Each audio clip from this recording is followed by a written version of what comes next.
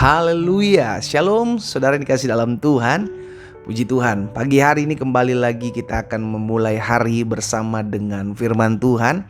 Karena kita percaya Yesus mengajarkan kepada setiap kita, carilah kerajaan Allah serta kebenarannya terlebih dahulu, maka semuanya akan ditambahkan kepadamu. Hidup kita milik Tuhan. Biarlah kita terlebih dahulu mencari Tuhan, karena kita tahu dari Tuhan kita menerima segala yang baik. Saudara dikasih dalam Tuhan, dalam program Bible and Coffee ini, saya juga mengajak setiap umat Tuhan untuk membagikan kembali apa yang sudah menjadi berkat bagi kita. Sehingga bukan hanya kita yang menerima berkat-berkat penguatan melalui firman Tuhan, tapi umat Tuhan melalui sosial media kita, melalui akun-akun medsos kita, juga boleh menerima berkat-berkat Tuhan dan turut dikuatkan.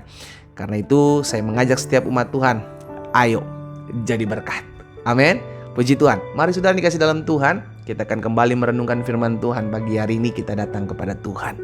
Bapa, kami mengucap syukur buat hari ke-9 di bulan terakhir di tahun 2021 ini. Semua karena kemurahan Tuhan, semua karena kasih setia Tuhan yang menopang kami, yang menolong kami, memampukan kami untuk menjalani hari demi hari. Kami sadar hidup kami bukan karena kami kuat, bukan karena kami bisa, tapi karena Roh Kudus yang memampukan kami, Roh Kudus yang menolong kami. Sehingga hari demi hari yang kami jalani, kami tetap hidup bisa memuliakan nama Tuhan. Sebab kesanggupan kami adalah pekerjaan Tuhan. Bapa, kami rindu Roh Kudus bicara bagi masing-masing kami. Tuntun kami dalam firman-Mu sehingga kami dikuatkan, kami diberkati, kami diteguhkan iman kami. Ada perkara-perkara dahsyat yang kami alami ketika kami merenungkan firman-Mu. Di dalam nama Yesus kami berdoa. Haleluya. Amin. Amin. Saudara dikasih dalam Tuhan, salah satu sindrom akhir zaman dalam kehidupan umat manusia adalah me, myself, and I. Ini pernyataan. Iya kan? Saya, dan saya. Dan saudara dikasih dalam Tuhan, hati-hati dengan perkataan me time, ya kan? Waktu aku. Kenapa? Karena itu membuktikan bahwa aku sedang ingin memuaskan hidupku. Kenapa lahir ke perkataan me time? Ya kan?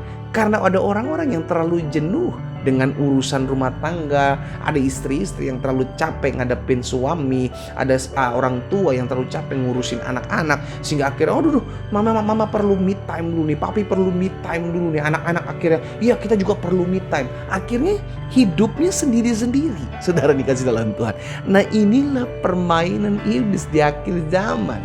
Saudara dikasih dalam Tuhan, me time itu membuktikan bahwa keinginan-keinginan dagingnya mulai terbit dan pengakuan atau keakuan dirinya mau dipuaskan.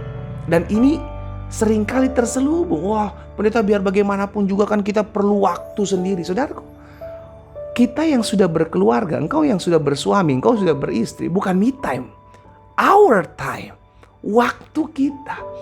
Sehingga nggak bisa dong pendeta, kita kan sebagai seorang istri perlu waktu perempuan-perempuan, perlu waktu suami-suami. No, justru dengan adanya waktu yang bersama-sama, itu akan semakin merajut kasih.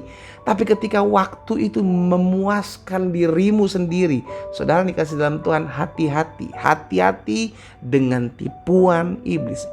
Iblis adalah bapa segala dusta. Kita mungkin berpikir, ya tapi gak apa-apa lah pendeta, saya punya waktu sendiri, saya punya waktu khusus. Untuk apa sekarang saya tanya? Engkau punya waktu sendiri, waktu khusus untuk berdoa, oke, saya setuju. Tapi kalau untuk memuaskan keinginanmu, sudah dikasih dalam Tuhan.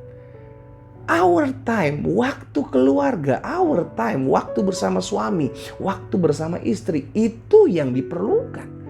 Sehingga kalau orang melahirkan perkataan me time, itu tidak ada bedanya dengan me, myself, and I. Saya, dan saya. Saya yang harus dipuaskan. Apa-apa saya yang selalu benar. Apa-apa dia yang selalu salah. Hati-hati saudara dikasih dalam Tuhan. Ini sindrom akhir zaman. Sehingga akhirnya hidup kita semakin hari semakin memuaskan apa yang menjadi keinginan daging. Rasul Paulus bilang begini dalam Galatia 2 ayat 20. Namun aku hidup, lihat saudara, tetapi bukan aku lagi sendiri yang hidup. Aku hidup, tapi aku hidup bukan untuk diriku sendiri lagi, kira-kira begitu.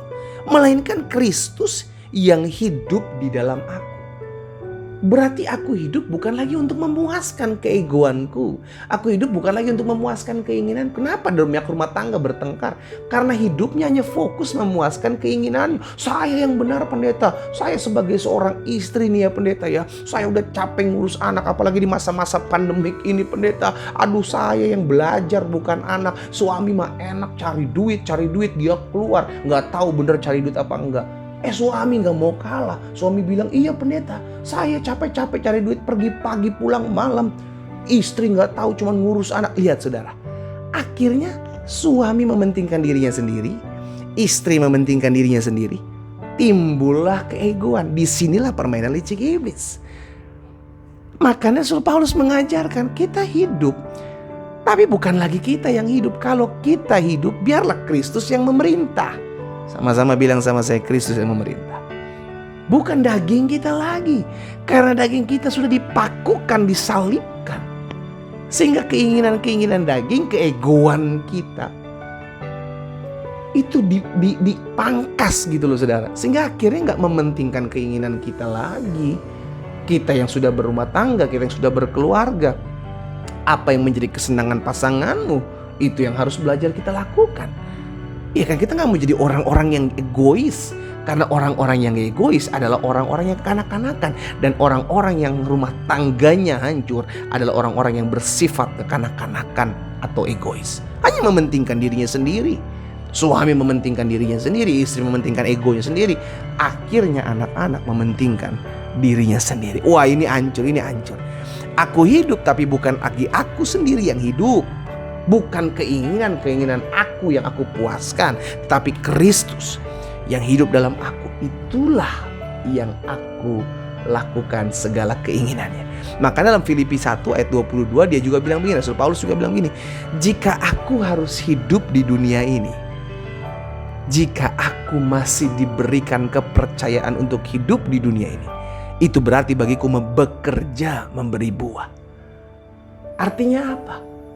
Kalau aku masih dipercayakan hidup di muka bumi ini, berarti aku harus do something, buat sesuatu, memberi buah. Apa maksudnya memberi buah? Supaya melalui hidupku banyak orang boleh menikmati apa yang aku kerjakan. Bukan lagi mementingkan ini untuk aku, ini kepuasan aku yang harus disenangkan, aku yang harus diuntungkan. Karena orang yang ikut Kristus, dia harus memberi dirinya bagi orang lain. Yesus datang ke dunia untuk memberikan hidupnya buat saudara dan saya. Itulah teladan, itulah contoh, itulah panutan yang harus kita ikuti. Hati-hati dengan sindrom akhir zaman. Me, myself, and I. Saya, dan saya.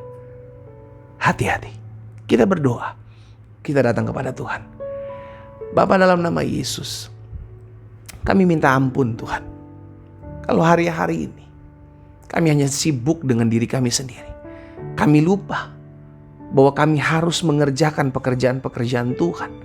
Kami lupa bahwa ini adalah hari-hari terakhir di mana kami harus memberi buah agar Kristus boleh menikmati buah daripada pertobatan kami. Ampuni kami kalau selama ini kami sebagai seorang istri, sebagai seorang suami, sebagai seorang anak-anak hanya menyibukkan diri kami dengan keinginan-keinginan kami, keegoisan kami, kepentingan kami, sehingga kami lupa untuk menjadi berkat buat orang lain. Tuhan, hamba berdoa di dalam nama Yesus, biar Roh Kudus memampukan kami untuk hidup menghasilkan buah. Roh Kudus tolong kami untuk kami hidup bukan lagi buat diri kami sendiri, tapi kami hidup boleh menjadi berkat bagi banyak orang, sehingga melalui hidup kami nama Tuhan dipuji dan dipermuliakan. Berkat-Mu ada atas masing-masing kami ya Allah. Di dalam nama Yesus Kristus Tuhan kami berdoa. Haleluya. Amin, amin. Kita nikmati kopi kita saudara. Haleluya. Me, myself, and I. Saya, dan saya. adalah orang yang masih menekankan hidupnya kepada kedagingan. Hati-hati.